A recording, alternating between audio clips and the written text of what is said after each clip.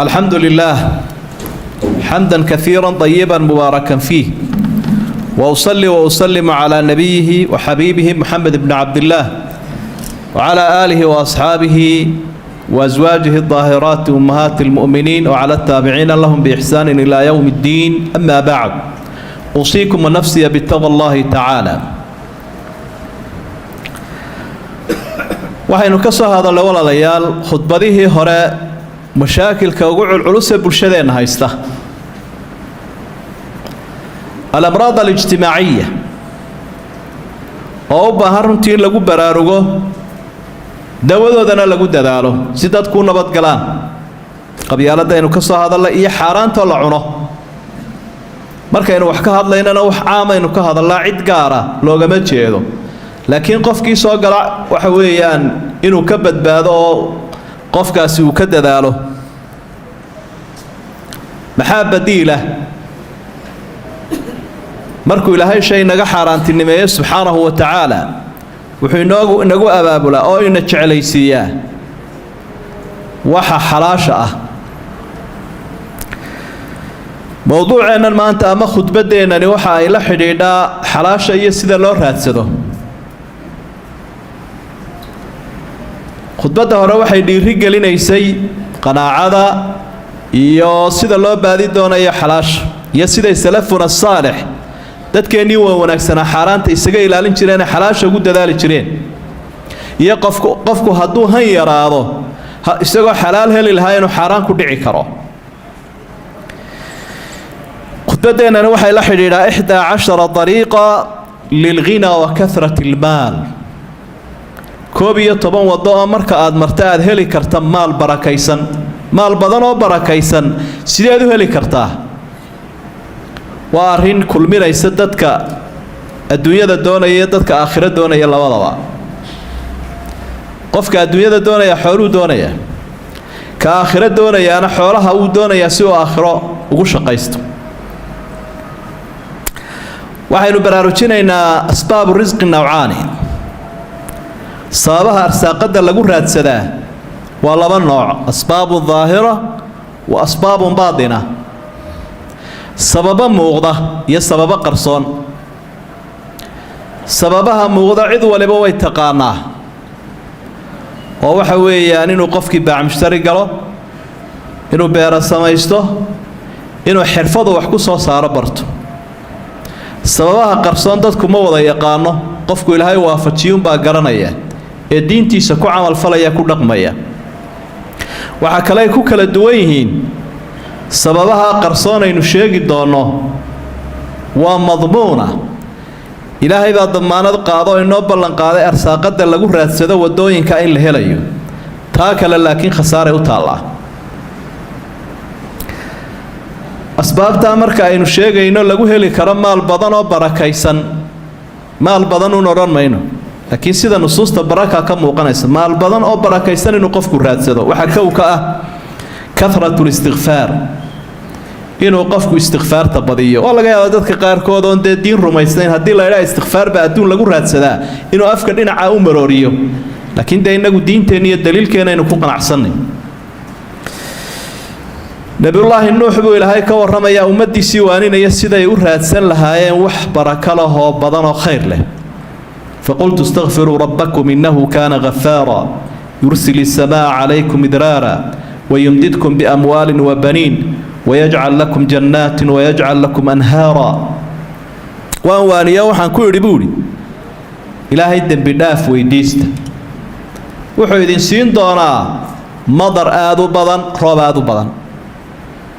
وحيدين سين دونا حارة ويل البيرة بيها إيا بيرها إيو xoolaha kala noocnooca iyo dad iyo dunyaba isugu kiintari. aayadda markaad arkayso waxaa ka muuqanaya jamac baa ilaahay u sheegaya subxaana wa tacaala. wayumdidkum biamwaal, laa maal. maal keliya maaha, waa amwaal, waa xoolo badan oo nooc nooc ah, waxay dadku xiisaynayaan oo dhan. dadku wiilal bay daneeyaan, wiilalna ilaahay wuu idin siin doonaa. wiilasha waxay dadku ka aaminsan yihiin kuwa intaajka sameeya xoolaha soo saara. marka wiilashii ay islahaydeen xoolo idiin soo saarayaana ilaahay wuu idin siin doonaa waxa asbaabta kamida adduun lagu helo badan oo qaninimo lagu raadsado attaqwa in ilaahay laga cabsado ilaahay baa adduunka hayee inaad isaga ka cabsato subxaanahu wa tacaala qur-aanka inoo cadaynaya taqwaduna waxa weeye alkhawfu min allahi subxaanah in addoomuhu ilaahay ka cabsadaan waman yattaqi llaha yajcal lahu makhrajan wayarzuqhu min xaysu laa yaxtasib min xaysu laa yaxtasib buu ilaahay raacay qofka ilaahay ka cabsada farajna wuu samaynayaa wixii ku adkaada meel aanu filayna waxbuu ka siinayaa meel aanu filayn u fiirso adigu waxbaad qorshaysatay oo barnaamij baad leedahay oo masaadirtaada dhaqaaliya meelaha ay ka soo baxaan waa intaasoo meelood meelo aanad filayn bay ka soo butaacaysa oo ilaahay uu kaaga badinayaa subxaanahu wa tacaala rasuulkuna sala allahu calayhi wasalam intaynaan xadiid gaarin ilaahay baa wuxuu uhi walow anna ahla alquraa aamanuu wattaqow lafataxnaa calayhim barakaatin min alsamaa'i waalard dadkaa adduunyada ku nool haddii ay ilaahay ka cabsan lahaayeen cir iyo dhulba waxaan ka soo furi lahaa barakaat waa jamaciyana laysat baraka waaxida bal hiya barakaat barakooyin badan ayaan soo furi lahaa baa ilahay uhi meel walba waxa markaa in nusuustaasi ay inoo sheegaysaa bushaare ilaahay uu na siiyey subxaanahu wa tacaala oo ay tahay inaynu ka guddoomanno shaygaa aan weynaynba ee ilaahay inoo fududeeyo ina waafajiyo alla kacabsiga inaynu ku dadaalno waxa saddexaad atawakulu cala allah tawakulkuna waxa weeye ictimaadu lqalbi cala alwakiili waxdah inuu addoonku ilaahay tala saarto oo arrimaha u dhiibto tafwiid dhaqdhaqaaqa ha la yimaado qofku laakiin haddana wuxuu ogyahay arrinkaa markuu ilaahay uu siiyo inuu helayo waman yatawakkal cala allahi fahuwa xasbu ilaahay baa wuxuu yihi rabbi wuu ku filan yahay qofka ilaahay tala saarta waxba yuusan ogin haddaad ilaahay ku tiirsataa tala saarato waxaad ka doonaysaba wuu ku siinayaa nabiyullaahi moxamed sala allahu calayhi wasalam waxa uu leeyahay haddii ay ilaahay tala saaran lahaydeen tala saarashadiisa dhabta la razaqakum kamaa yarzuqu at-tayr taqduu khimaasan wa taruuxu bidaana haddaa ilaahay tala saaran lahaydeen wuxuu idiin arsaaqi lahaa sida shimbirta u arsaaqo bal u fiirsada subaxdii bay shimbirahaasi iska wada kalahaya kayd ma leh galabtiina way soo wada noqonayaan iyagoo dharagsan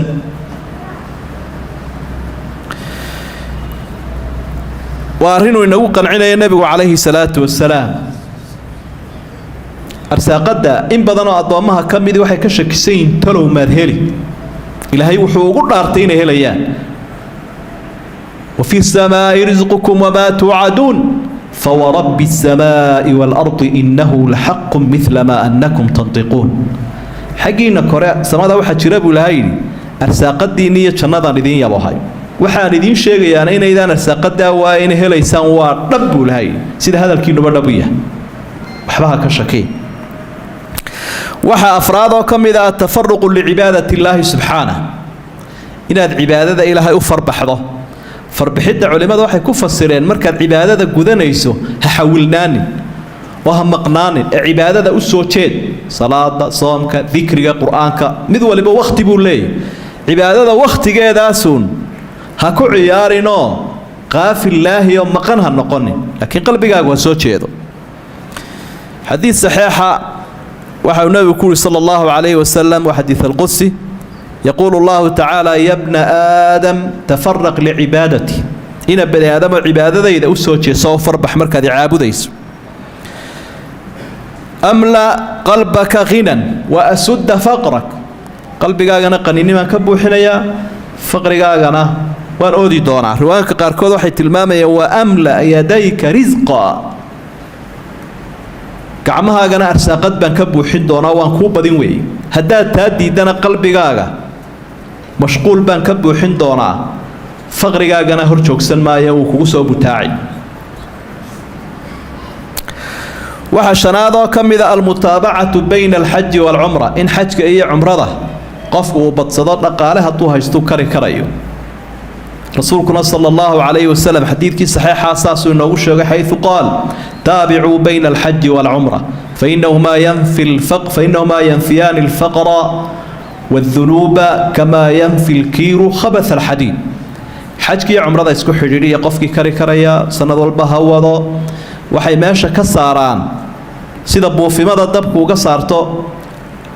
qashinka xadiidka iyo lacagta iyo dahabka lagu buufinayo dambiga iyo faqriga ay qofka ka reebaan xajkii cumrada ilaahay kaga reebaya waa siruu inoo sheegay nabigu calayhi salaatu wasalaam dadka tijaabiyeyna ay arkeen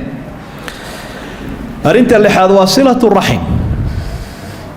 waxay dadku u waasheen ee wardayaan arsaaqadan iyo adduunyada ka carartay meel aanay filayn bay ku jirtaa qaraabada in la xidhiidhiyo xadiidkii bukhaari ku jiray ayuu nabigu saa ku xusay calayhi salaatu wasalaam man axaba an yubsata lahu fii risqih wa yunsa'a lahu fii athari falyasil raximah qofka doonaya arsaaqada in loo badiyo loo ballaariyo cimrigana loo dheereeyo qaraabadiisa ha xidhiidhiyo qaraabo waynu naqaanaa iyo dhinacyada ka timaado culimada waxay isweydiiyaan qofka sawtii la yidhi cimrigiisuba waa qoran yihin see loo badinayaa laba siyood baa loo badinayaa mid waa barako waxa badanna waxa ka muhiimsan waxa barakada loo ilaahay baa u barakaynaya tafsiirka labaadna wuxuu leeyahay qadaaga go'aanka hore ilaahay qofka cimrigiisa u gaadhaabay ku jirtaaba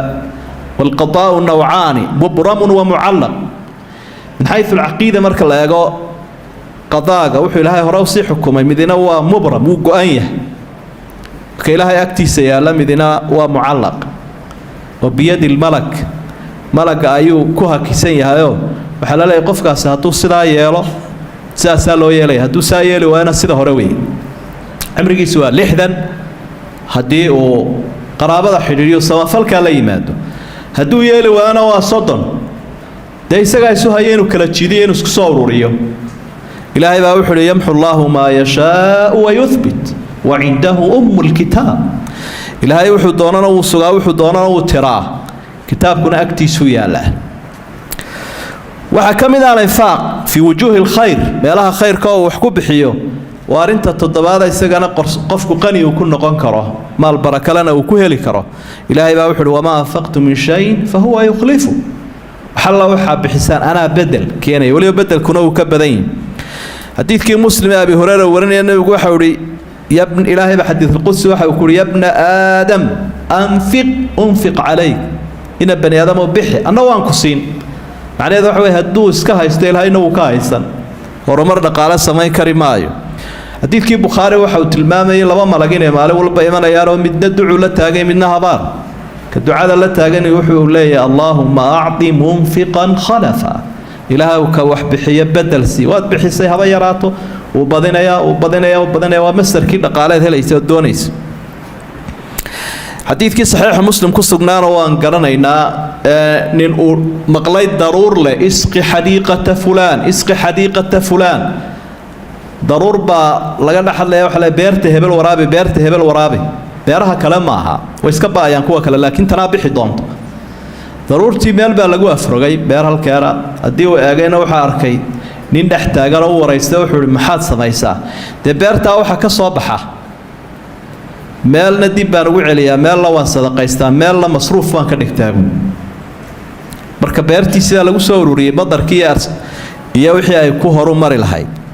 waxaasoo dhan waxay tilmaamayaan wuxuu ilaahay addoonka wax ka siiyey uu siiyey markuu wax ka bixiyo ilaahay inuu badinayo maal baraka leh